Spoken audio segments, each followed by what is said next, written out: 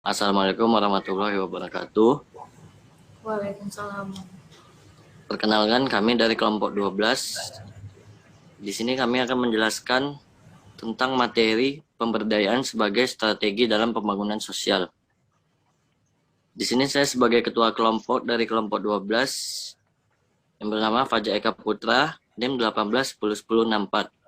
Adapun anggota-anggota saya yang terdiri dari Desi Arisandi, NIM 18101037, Lydia DVK, NIM 17101067, Rizka Ramadhani, NIM 16101156, Yesinta Hidayat, NIM 18101020, Zainal Fanani, NIM 17101078. Baiklah, setelah memperkenalkan diri, marilah kita bahas tentang materi pemberdayaan sebagai strategi dalam pembangunan sosial yang akan dijelaskan oleh Lydia DVK. Baiklah, saya Lydia DPK akan menjelaskan latar belakang pemberdayaan sebagai strategi dalam pembangunan sosial. Pemberdayaan masyarakat merupakan upaya untuk memberdayakan masyarakat yang karena ketidakmampuannya baik karena faktor internal maupun faktor eksternal. Pemberdayaan diharapkan mampu mengubah tatanan hidup masyarakat ke arah yang lebih baik. Sebagaimana cita-cita bangsa untuk mewujudkan masyarakat yang adil, demokratis, sejahtera, dan maju. Pemberdayaan masyarakat kini telah menjadi agenda penting pemerintah, terutama sebagai kelanjutan dari kegagalan konsep pembangunan masa lalu. Pembangunan dan proses pemberdayaan merupakan hal yang tidak dapat dipisahkan karena untuk mencapai sebuah tujuan pembangunan proses yang perlu dilalui adalah memberdayakan masyarakat sehingga terwujudlah sebuah keberdayaan masyarakat dalam pembangunan. Tujuan penelitian ini yaitu untuk mengetahui bagaimana peran pemberdayaan sebagai strategi dalam pembangunan sosial. Manfaatnya yaitu manfaat akademis. Hasil penelitian ini diharapkan dapat memberikan manfaat bagi mahasiswa Sekolah Raja Haji, khususnya bagi mahasiswa program studi ilmu administrasi publik, agar mengetahui bagaimana peran pemberdayaan sebagai strategi dalam pembangunan sosial. Manfaat praktisnya yaitu bagi penulis. Penelitian ini diharapkan menambah pengetahuan penulis dan dapat menerapkan ilmu yang dapat melalui penelitian ini, terutama tentang pemberdayaan masyarakat. Oke, berikutnya akan dijelaskan oleh teman saya, Yesinta. Baiklah, saya Yesinta akan menjelaskan tentang pemberdayaan.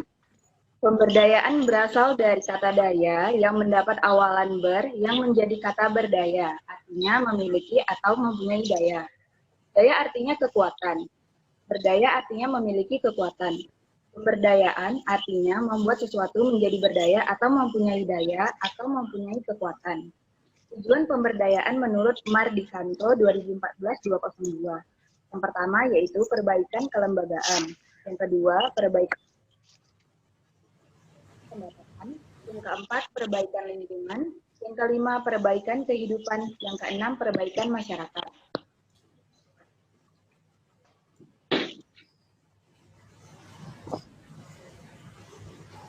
Tahapan pemberdayaan masyarakat. Yang pertama yaitu persiapan. Persiapan yaitu melakukan penyiapan petugas dan penyiapan lapangan.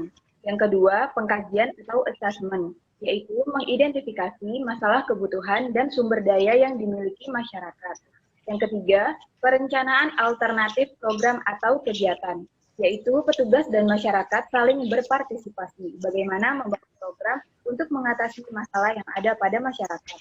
Yang keempat, performalisasi rencana aksi, yaitu merumuskan dan menentukan program. Yang kelima, pelaksanaan atau implementasi program, yaitu melaksanakan program yang sudah ditentukan. Yang keenam, evaluasi, yaitu melakukan pengukuran dan perbaikan dari pelaksanaan program atau kegiatan dan menganalisis hasilnya. Yang ketujuh, terminasi, yaitu tahap pemutusan hubungan dengan komunitas sasaran secara formal, atau sering disebut juga dengan yang merupakan suatu titik akhir dari proses perubahan. Baik, terima kasih. Di sini saya akan menjelaskan tentang prinsip pemberdayaan masyarakat tentang prinsip kesetaraan, di mana prinsip kesetaraan ini tidak ada perbedaannya antara laki-laki dan perempuan. Jadi prosesnya itu mereka sama, tidak ada perbedaannya dalam pekerjaan ataupun dalam keahlian. Sehingga mereka itu saling belajar antara laki-laki dan perempuan. Yang kedua ada partisipasi, di mana di sini program pemberdayaan dapat menstimulasi kemandirian masyarakat adalah program yang bersifatnya partisipatif.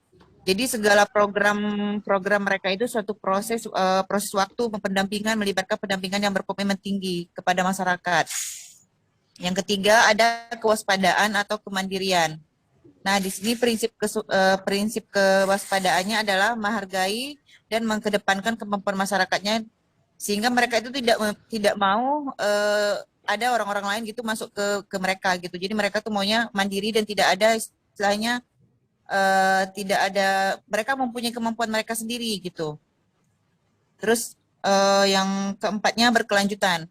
Nah, program mereka ini, mereka tidak mau program mereka tuh hanya setahun atau 2 tahun. Mereka maunya tuh berlanjut programnya, sehingga masyarakatnya lebih dominan membandingkan masyarakatnya itu sendiri. Dan yang selanjutnya itu strategi pemberdayaan masyarakat. Di sini ada strategi tradisional, di mana strategi ini menyarankan agar masyarakat mengetahui dan memilih kepentingan terbaik secara bebas dalam berbagai keadaan. Jadi mereka itu masih menggunakan kehidupan mereka sendiri, gitu. Mereka mempunyai kebebasan setiap pihak mereka sendiri. Dan yang kedua adalah strategi direct action, di mana strategi ini membutuhkan dominasi kepentingan yang dihormati oleh semua pihak yang terlibat.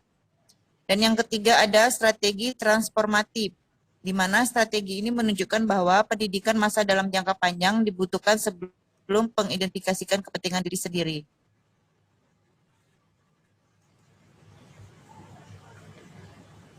Baiklah, terima kasih kepada Kak Desi. Selanjutnya saya akan menjelaskan tentang pembangunan sosial.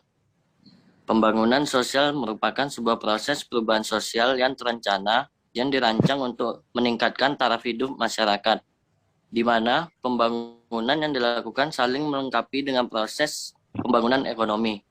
Konsep pembangunan sosial bertujuan untuk meningkatkan kesejahteraan sosial.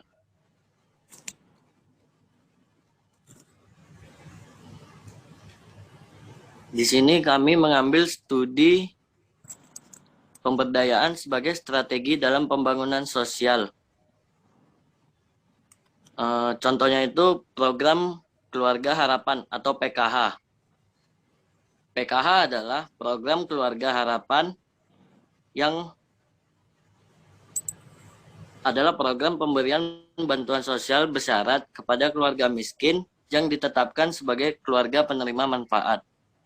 Strategi pembangunan sosial individu. Jadi PKH ini itu bantuan dari pemerintah, Kementerian Sosial yang bekerja sama dengan Dinas Sosial untuk diberikan kepada keluarga miskin dalam bentuk BLT atau bantuan langsung tunai. Selanjutnya akan dijelaskan oleh Kak Rahma. Baiklah, di sini saya akan melanjutkan tentang pemaparan materi, yaitu yang berjudul dalam strategi pembangunan nasional oleh individu untuk mengangkat kesejahteraan individu tersebut. Di sini kami menyimpulkan dari kelompok ada 3 cara yang dapat dilakukan oleh pemerintah dan terutama individu yang akan membangun atau mengubah kesejahteraan sosial dari kehidupannya sendiri. Yang pertama itu ada menunjang budaya enselfless agar mengangkat usaha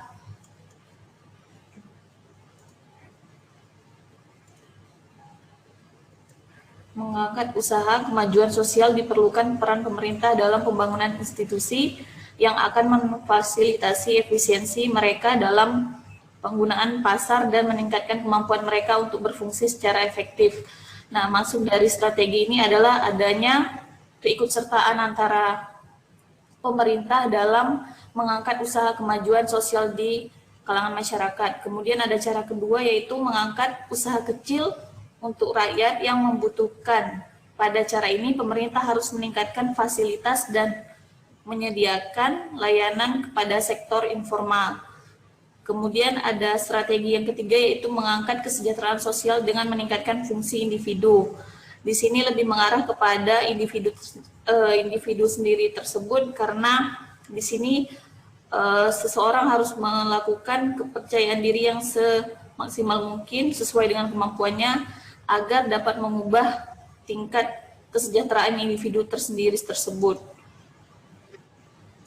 Kemudian selain strategi pembangunan sosial oleh individu, ada strategi pembangunan sosial oleh masyarakat, yaitu yang pertama pembangunan masyarakat dan pembangunan sosial, yang kedua aksi masyarakat, partisipasi dan pembangunan, kemudian yang ketiga ada perempuan dan maksudnya di sini adalah kesetaraan gender antara laki-laki dan perempuan, kemudian pembangunan nasional.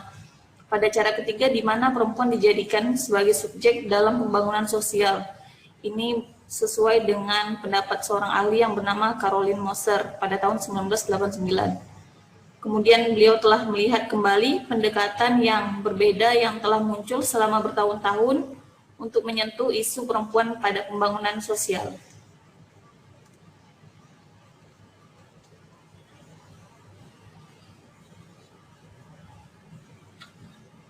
Baiklah, kesimpulan dari materi ini yaitu pemberdayaan masyarakat menjadi isu utama dalam program dan orientasi utama untuk kemajuan pembangunan nasional. Masyarakat menjadi subjek utama yang harus diperhatikan oleh pemerintah daerah terutama karena keberhasilan akan pembangunan bermula dari tingkat daerah ke tingkat pusat. Kesimpulan yang dapat diambil dari penanaman mengenai materi ini ialah bahwa semua unsur yang ikut terlibat dalam membangun suatu wilayah atau daerah harus bersinergi, membangun kerjasama yang baik dan kepedulian terhadap masyarakat.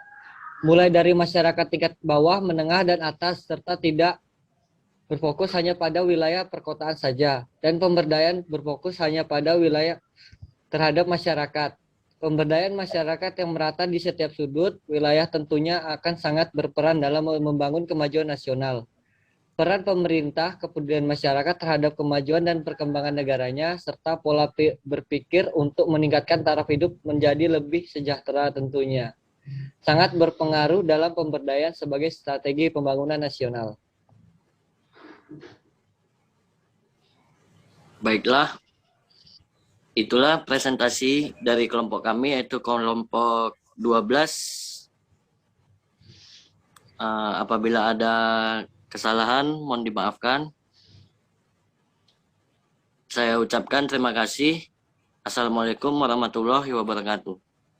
Waalaikumsalam warahmatullahi wabarakatuh.